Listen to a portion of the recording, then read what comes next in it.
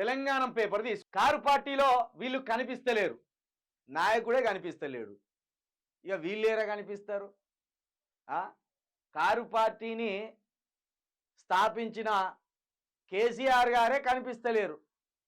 ఏదో అట్లా పండుగకోసారి వచ్చిపోయినట్టు వస్తాండు, tata bye by చెప్తాండు, వెళ్ళిపోతాడు.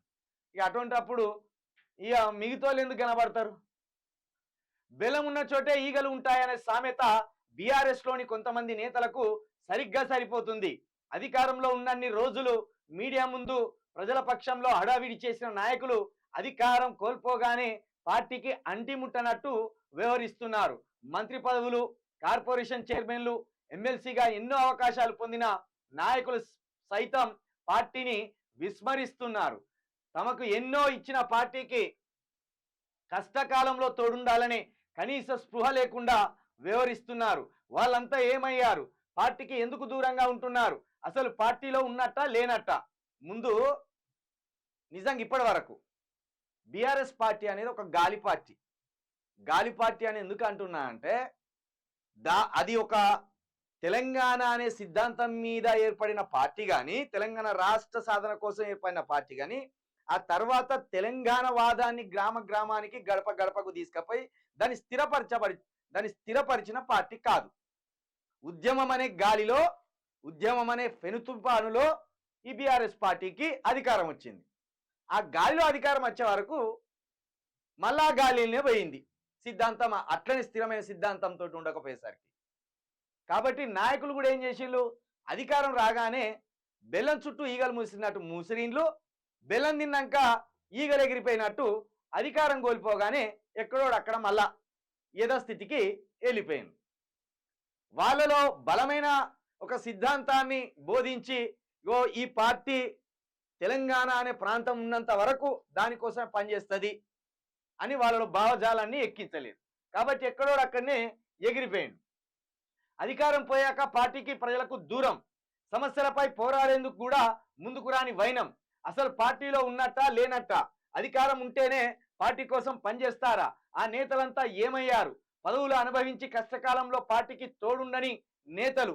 ఎంత సిగ్గుచేటంటే ఎవడెవడు ఎవరి పేరు రాసిందంటే ఈ జోగు రామన్న ఆట, దుర్గం చిన్నయ్య ఆట, షకీల్ ఆట, చిన్నమనేని, ఇట్లా కొంతమంది పేర్లు రాసుకుంటూ వచ్చిండ్రు. ఎంత దుర్మార్గం అంటే వాళ్ళు కొట్లాడడానికి 4 సంవత్సరాలకు సరిపోయే అంత సమస్యలు ఉన్నాయి తెలంగాణలో ప్రస్తుతం. ఏది ఓడిపోయిన సన్యాసులు ఎవడైతే ఉన్నాడో బీఆర్ఎస్ నుంచి, లేదా గెలిచిన వాళ్ళు ఎవడైతే ఉన్నాడో వాళ్ళు వీళ్ళు కలిపి ఎక్కడికక్కడ నియోజకవర్గాలల్లా కొట్లాడాలంటే 4.5 సంవత్సరాలు సరిపోతాయి. ప్రతి గ్రామంలో, ప్రతి మండలంలో, ప్రతి నియోజకవర్గంలో ఈ సర్కారు మీద మంట పెట్టాలంటే బొచ్చెడు పని ఉన్నది, వాళ్ళకు తీరని పని ఉన్నది. కానీ సన్యాసులు ఏం చేసిండ్రు?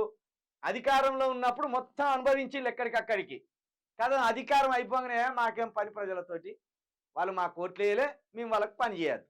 మరి మళ్ళా 4.5 సంవత్సరాల తర్వాత మళ్ళీ ప్రజలకు పోవాల్సిందే కదా ఓట్ల కోసం. మరి అప్పుడు ఏ ముఖం పెట్టుకొని పోతారా సన్యాసులారా?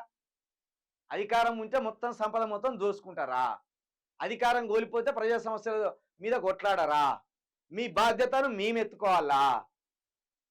గ్రామాలలో, మండలాలలో, నియోజకవర్గాలలో ప్రజల పక్షాన ఉండి అడగవలసిన మీరు ఆ బాధ్యతల నుండి తప్పించుకుంటే జర్నలిస్టు పని చేయవలసిన మేము ప్రతిపక్షాలుగా మాట్లాడవలసిన అవసరం ఇప్పుడు ఏర్పడింది. కాబట్టి ఈ సన్యాసుల పేర్లు మరీ గుర్తు చేసుకోరు. ఇక ఈ రసమయ్య గాడు కావచ్చు, ఈ జోగు రామన్న కావచ్చు, దుర్గం చిన్నయ్య కావచ్చు, షకీల్ గాడు కావచ్చు, ఈ దరిద్రులను అంతా ఒకసారి గుర్తు చేసుకోరు.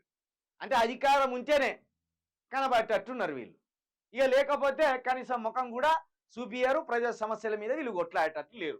కాబట్టి ఎవడెవడైతే ఇప్పుడు 418 హామీల మీద మాట్లాడతలేడు, ఎవడెవడైతే ప్రతిపక్షంకి సంబంధించిన ఓడిపోయిన ఎమ్మెల్యేలు, గెలిచిన ఎమ్మెల్యేలు ఎవరైతే ప్రజాక్షేత్రంలో లేరో వాళ్ళని బాగా గుర్తుపెట్టుకోర్రి.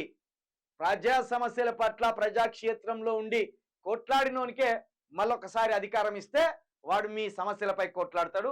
ఇలాంటి సన్యాసులను బాగా గుర్తుపెట్టుకోరు. ఎందుకంటే వీళ్ళు ఎప్పుడు గోడ దునికేది తెలియదు.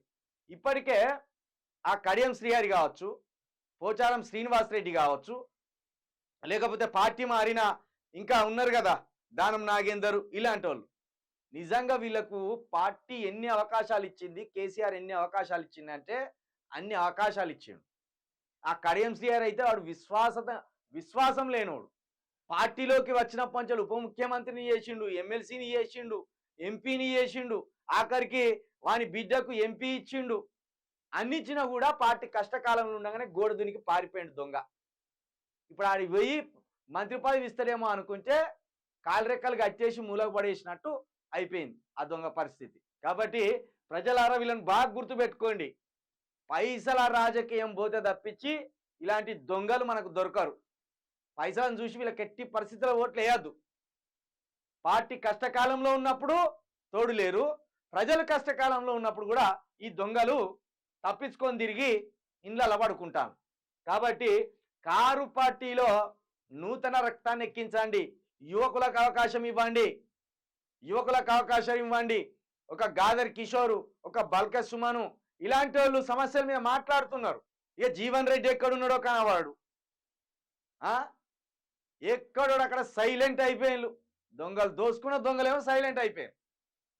కాబట్టి బాగా ఈ అధిష్టానం కూడా, ఈ కారు పార్టీ అధిష్టానం ఎవరైతే కేసీఆర్ గారు ఉన్నారో, లేదా కేటీఆర్ గారు, హరీష్ రావు గారు, మీరు కూడా యువతను, మీ పార్టీలో ఉన్న యువతకు అవకాశం ఇవ్వండి. కొట్లాడతారు. ఎవడైతే బాధతోటి ఉన్నాడో, ఎవడైతే రగిలిపోతాడో మీ పార్టీలో ఉన్న కార్యకర్తలు, వానికి ఒక అవకాశం ఇవ్వండి. ఈ ప్రజా సమస్యల పట్ల అరుపేరుగాని పోరాటం చేస్తారు వాళ్ళకి ఇవ్వండి అవకాశం.